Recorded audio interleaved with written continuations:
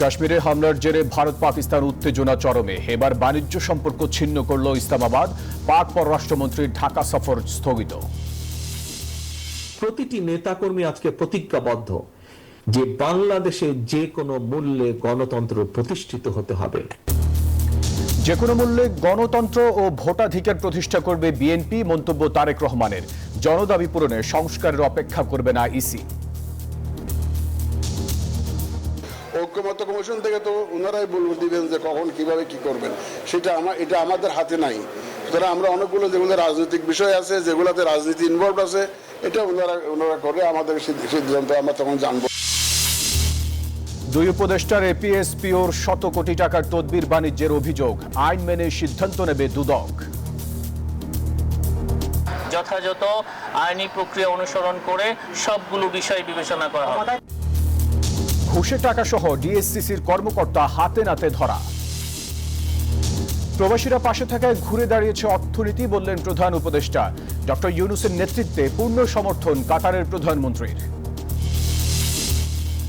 কুয়েটের উপাচার্য ইস্যুতে কাটছে না জট। অপসারণের খবরে ক্যাম্পাসে উল্লাস। পদত্যাগ না করার সিদ্ধান্তে এখনো অনড় ভিসি। পারভেজ হত্যায় মাহাতির ও কামালের দায় স্বীকার। সাবেক গোয়েন্দা কর্মকর্তা জিয়াউল ও ডিবি হারুনের সম্পত্তি ক্রোকের নির্দেশ। এবং হঠাৎ করেই এবছরের সাফ ফুটবল চ্যাম্পিয়নশিপ স্থগিত। মার্কেটিং এজেন্সির কাঙ্ক্ষিত মুনাফা নিয়ে শঙ্কা থেকে সিদ্ধান্ত, জানালেন সভাপতি।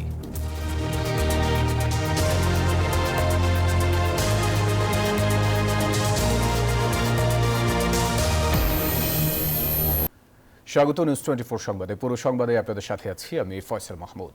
দর্শক দেখছিলেন সংবাদ শিরোনামগুলি, এবারে পুরো খবর। কাশ্মীরে জঙ্গি হামলায় পাল্টাপাল্টি পদক্ষেপে উত্তপ্ত ভারত পাকিস্তান সম্পর্ক। দিল্লির পদক্ষেপের পর এবার ভারতীয় বিমানের জন্য পাকিস্তানের আকাশপথ বন্ধ, সিমলা চুক্তি বাতিল, বাণিজ্য স্থগিত সহ একগুচ্ছ পদক্ষেপ নিল পাকিস্তান।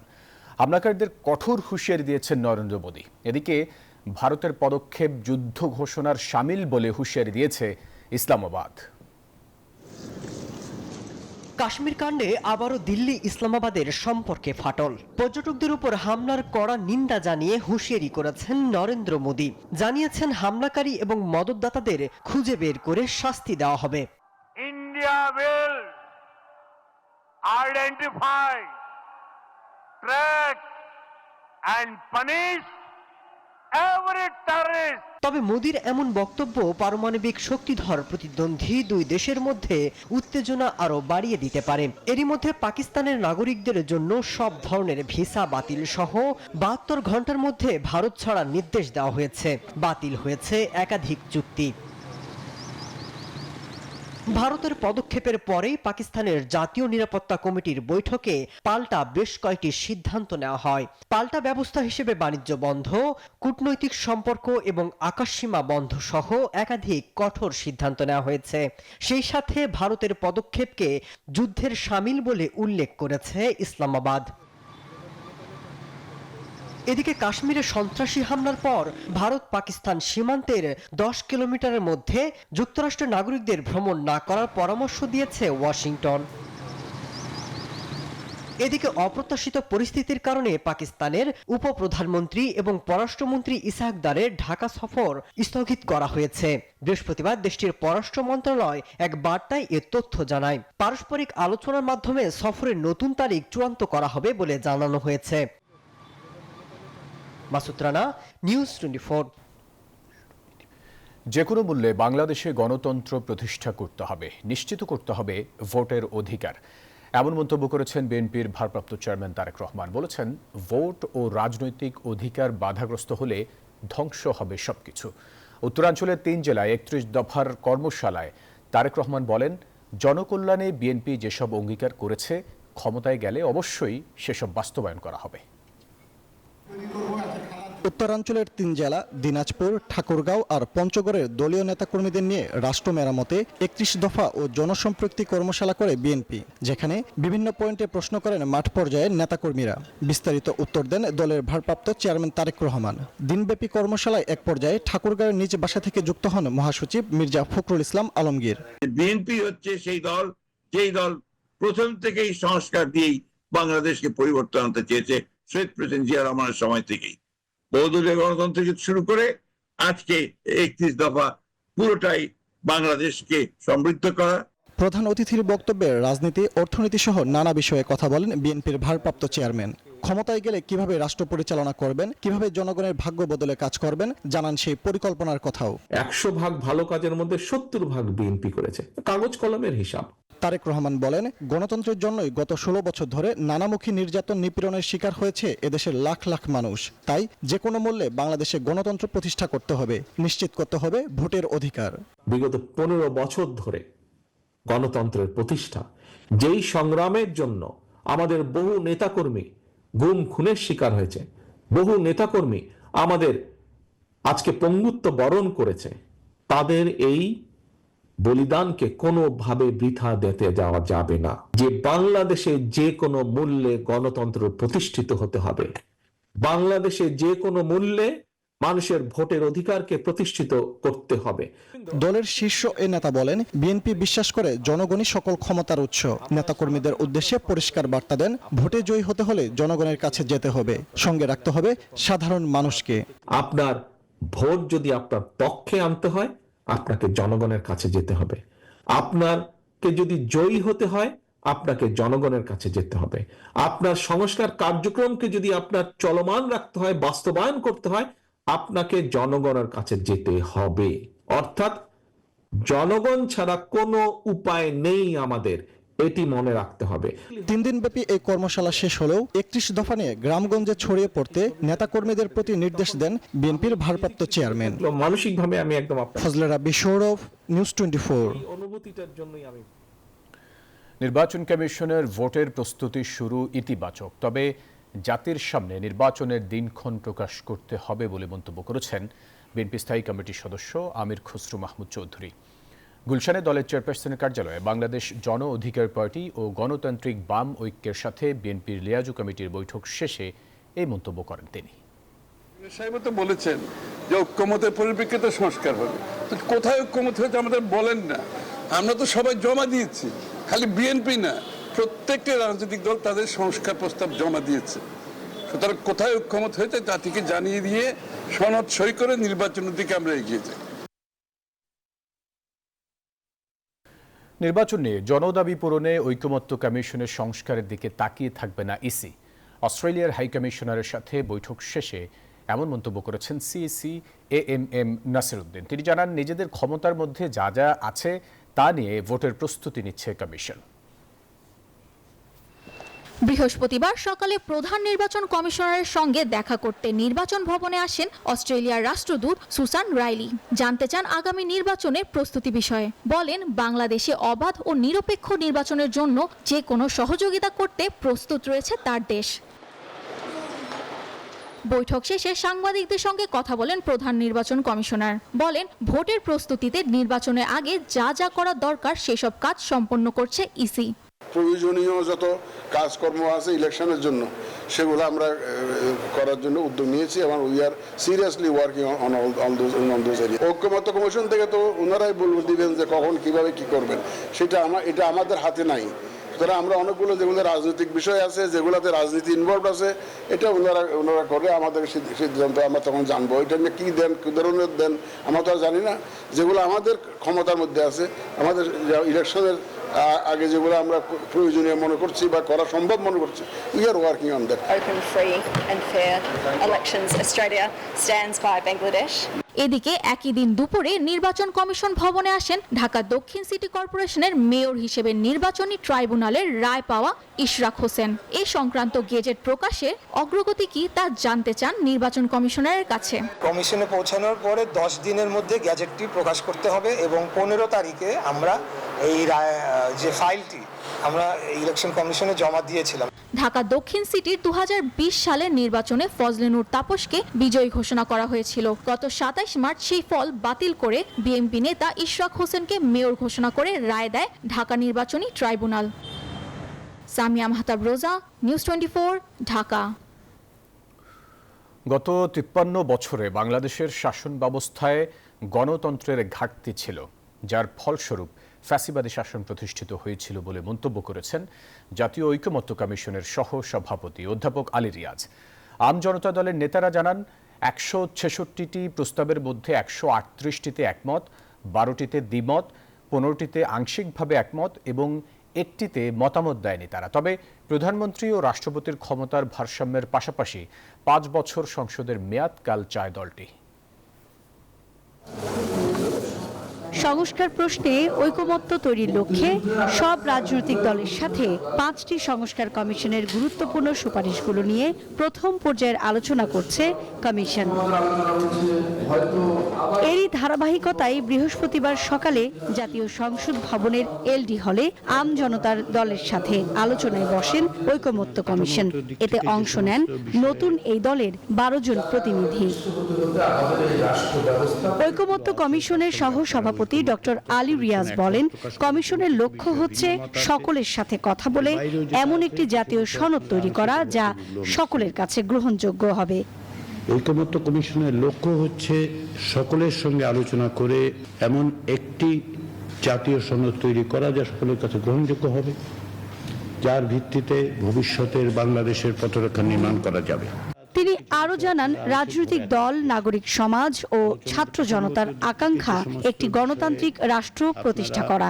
গত 53 বছর যাবৎ বাংলাদেশের শাসন কাঠামোয় এক ধরনের গণতন্ত্রের যে ডেফিসিট বা ঘাটতি আমরা লক্ষ্য করেছি, প্রতিষ্ঠানে যে দুর্বলতা লক্ষ্য করেছি, তারই ধারাবাহিকতায় আসলে একটি ফ্যাসিবাদী শাসন প্রতিষ্ঠিত হয়েছিল। সে কারণেই সকলেরই লক্ষ্য, অন্যান্য রাজনৈতিক দল, নাগরিক সমাজ, ছাত্র জনতার যে আকাঙ্ক্ষা, সে আকাঙ্ক্ষা হচ্ছে একটি গণতান্ত্রিক রাষ্ট্র প্রতিষ্ঠা করা।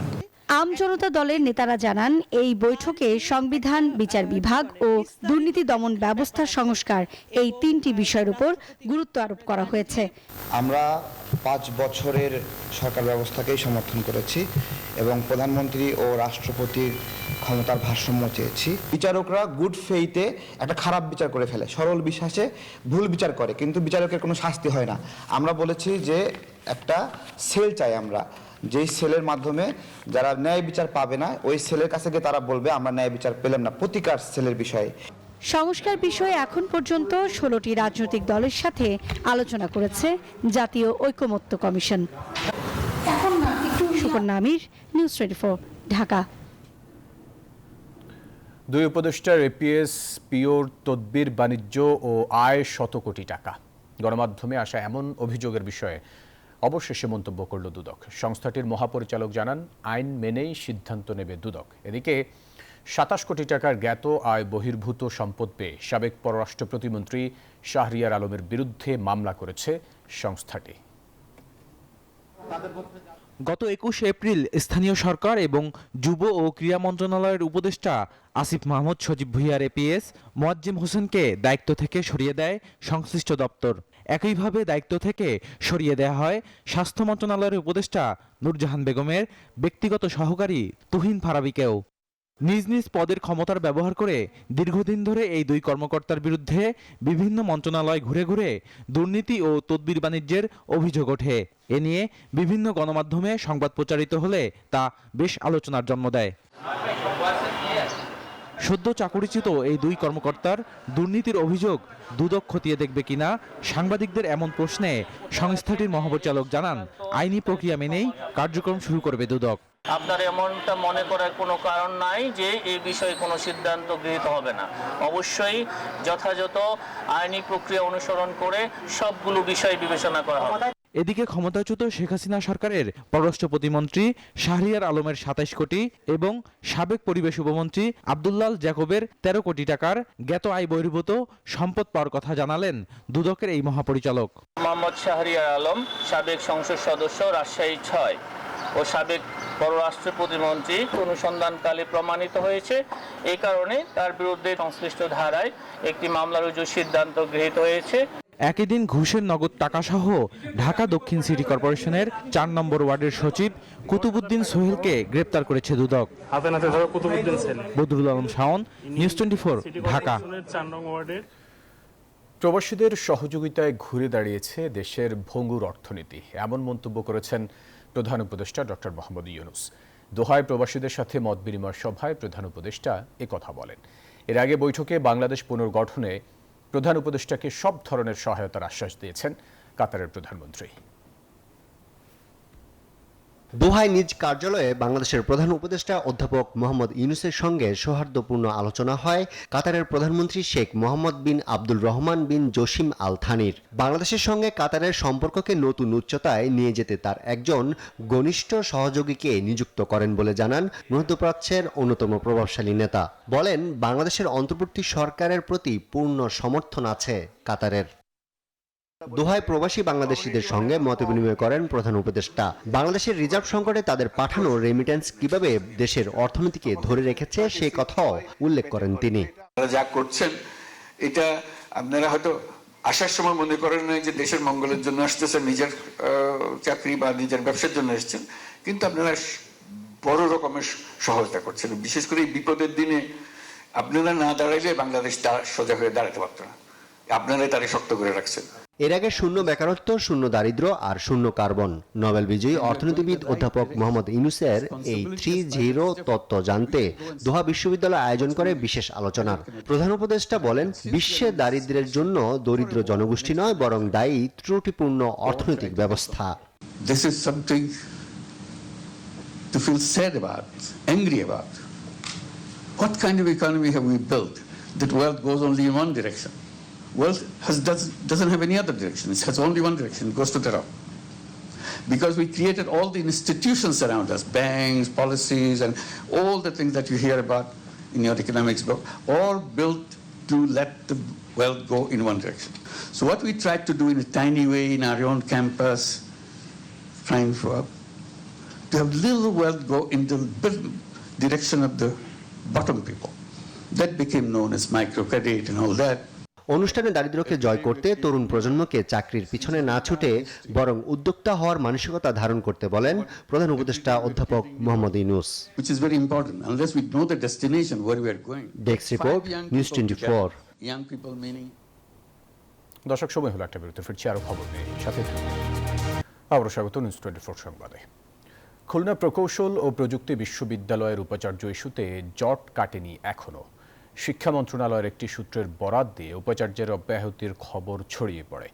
আনন্দ মিছিলও করেন শিক্ষার্থীরা, তবে কুয়েট রেজিস্ট্রার দপ্তর থেকে জানানো হয় এখন পর্যন্ত এ ধরনের কোনো চিঠি পাননি তারা। শিক্ষা মন্ত্রণালয়ের পক্ষ থেকেও নিশ্চিত করে কিছু জানানো হয়নি। খুলনা থেকে মাকসুদ রহমানের তথ্যছবিতে ডেস্ক রিপোর্ট।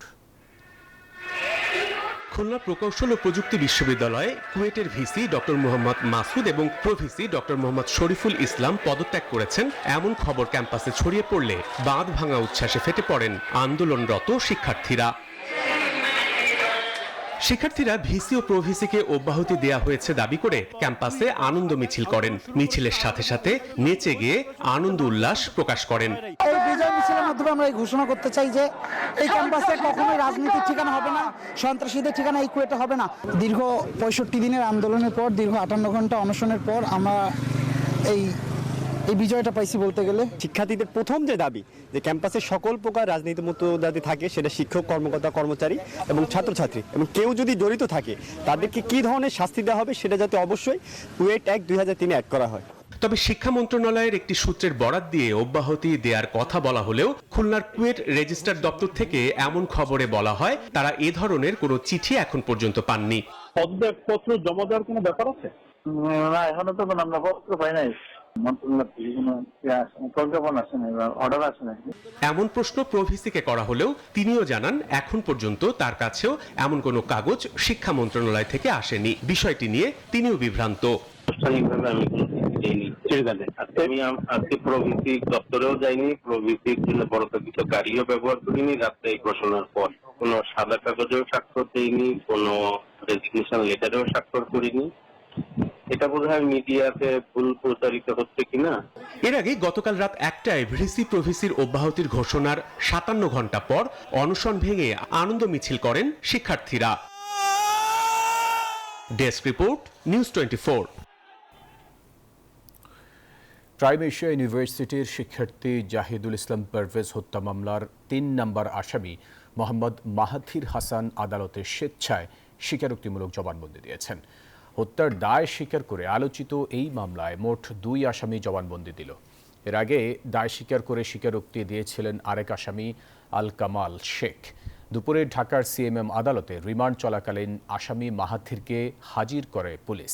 এর আগে গত 21 এপ্রিল এ মামলায় কামাল শেখ সহ 3 আসামিকে জিজ্ঞাসাবাদের জন্য 7 দিনের রিমান্ড মঞ্জুর করেন আদালত। গত 19 এপ্রিল বনানীতে ছুরিকাঘাতে প্রাইম এশিয়া ইউনিভার্সিটির শিক্ষার্থী জাহিদুল ইসলাম পারভেজ নিহত হন।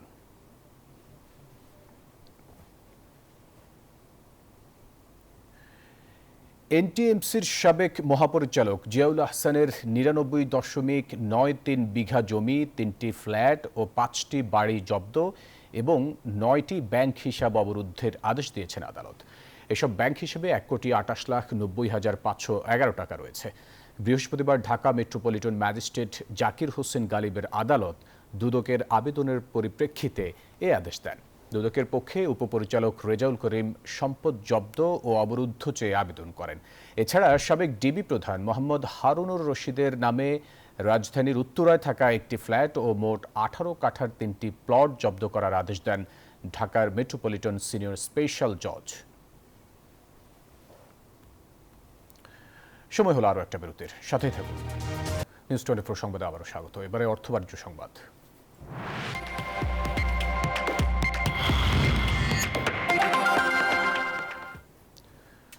দুর্নীতিমুক্ত বাণিজ্য পরিবেশ তৈরিতে কাজ করছে অন্তর্বর্তী সরকার। যে কোনো বাণিজ্যিক সমস্যা সমাধানে সহায়তা করবে মন্ত্রণালয়। রাজধানীর ইন্টারন্যাশনাল কনভেনশন সেন্টার বসুন্ধরায় 2 দিনব্যাপী আন্তর্জাতিক প্রদর্শনী মেড বাংলাদেশ এক্সপোজিশন উদ্বোধন শেষে এসব কথা বলেন বাণিজ্য উপদেষ্টা বশির উদ্দিন।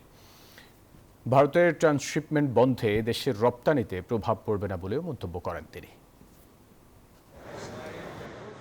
রপ্তানি বাণিজ্যে নানান চ্যালেঞ্জের মুখে এখন বাংলাদেশ। সেই সব চ্যালেঞ্জ মোকাবেলা করে রপ্তানি সক্ষমতা বাড়ানোর চেষ্টায় দেশের উদ্যোক্তারা। সেই চেষ্টায় সহায়তার হার বাড়িয়েছে সরকার। তাই বাণিজ্য মন্ত্রণালয়ের ইসি ফোর্সে প্রকল্পের আওতায় আয়োজন করা হয়েছে এই প্রদর্শনীর, যেখানে বিশ্বের বিভিন্ন দেশের ক্রেতাদের সাথে সরাসরি সংযোগ স্থাপনের সুযোগ পাচ্ছেন বাংলাদেশের ব্যবসায়ীরা। 2 দিনব্যাপী প্রদর্শনীতে রপ্তানিযোগ্য চামড়া ও চামড়াজাত পণ্য, জুতা, প্লাস্টিক ও হালকা প্রকৌশল খাতের 120টির বেশি দেশি বিদেশি প্রতিষ্ঠান তাদের পণ্য প্রদর্শন করছে। বাংলাদেশের রপ্তানি খাতকে এগিয়ে নিয়ে যাওয়া, বিশ্বের কাছে পরিচিত করে দেওয়া আমাদের জন্য অনেক বড় একটা প্ল্যাটফর্ম, যেখানে আমরা আমাদের ইন্ডাস্ট্রিকে রিপ্রেজেন্ট করতে পারতেছি। বৃহস্পতিবার সকালে এই প্রদর্শনীর উদ্বোধন করেন বাণিজ্য উপদেষ্টা শেখ বশির উদ্দিন। এই সময় তিনি সাংবাদিকদের বলেন, বাণিজ্যের বিদ্যমান বাধা দূর করতে চায় সরকার, তাই দুর্নীতিমুক্ত বাণিজ্য পরিবেশ তৈরিতে কাজ করছেন তারা। The ease of doing business and cost of doing business by reducing corruptions, by increasing efficiency. I'm sure you all know that we are working on this national single window. ভারতের ট্রান্সশিপমেন্ট বন্ধে দেশের রপ্তানিতে প্রভাব পড়বে না বলেও মনে করছেন উপদেষ্টা। বলেন, যে কোনো বাণিজ্যিক সমস্যা সমাধানে সহায়তায় ব্যবসায়ীদের পাশে আছে বাণিজ্য মন্ত্রণালয়। Transshipment issues with us, and you'll be very happy to know we have faced it seamlessly. I am sure that the businesses have not endured the difficulties which a lot of people have imagined that our export might get impaired. Bharat, মালদ্বীপ, Singapore, Malaysia, সংযুক্ত আরব আমিরাত সহ 9টি দেশের 25টি আন্তর্জাতিক sourcing agent ও ক্রেতা প্রতিষ্ঠান এই প্রদর্শনীতে অংশগ্রহণ করেছে। এই প্রকল্পের মাধ্যমে সংশ্লিষ্ট খাতের প্রতিযোগিতামূলক সক্ষমতা বৃদ্ধি এবং দেশের রপ্তানি আয় নিশ্চিত হবে। দেশের অভ্যন্তরে বাড়বে নতুন কর্মসংস্থানের সুযোগ, এমনটাই জানিয়েছেন আয়োজকরা। মরিয়ম আজিজ মরিন, নিউজ 24, ঢাকা। শাহজালাল ইসলামী ব্যাংক পিএলসির পৃষ্ঠপোষকতায় ইস্ট ওয়েস্ট ইউনিভার্সিটির ইকোনমিক্স ক্লাব আয়োজিত ন্যাশনাল ইকোনমিক্স কন্টেস্ট 2025-এর সমাপনী অনুষ্ঠিত হয়েছে। 2 মাসের অনুষ্ঠানের উদ্বোধন হয়েছিল 20 ফেব্রুয়ারি। ন্যাশনাল ইকোনমিক্স কন্টেস্টে দেশের বিভিন্ন স্বনামধন্য কলেজ, বেসরকারি ও পাবলিক বিশ্ববিদ্যালয় থেকে প্রায় শতাধিক দল এই বিতর্ক প্রতিযোগিতায় অংশ নেয়। এতে BRAC university, daffodil cantonment college, Notre Dame college এবং বিএএফ শাহীন কলেজ বিভিন্ন ক্যাটাগরিতে বিজয়ী হয়। অনুষ্ঠানে শাহজালাল ইসলামী ব্যাংক পিএলসির ব্যবস্থাপনা পরিচালক মোসলেউদ্দিন আহমেদ বিজয়ীদের মাঝে ক্রেস্ট, সনদপত্র ও নগদ অর্থ বিতরণ করেন।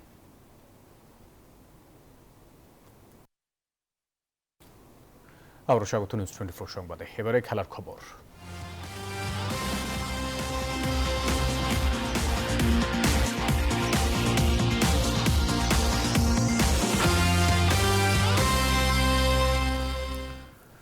হঠাৎ করেই এ বছরের সাফ চ্যাম্পিয়নশিপ 2026 সাল পর্যন্ত স্থগিত ঘোষণা করেছে দক্ষিণ এশিয়া ফুটবল ফেডারেশন।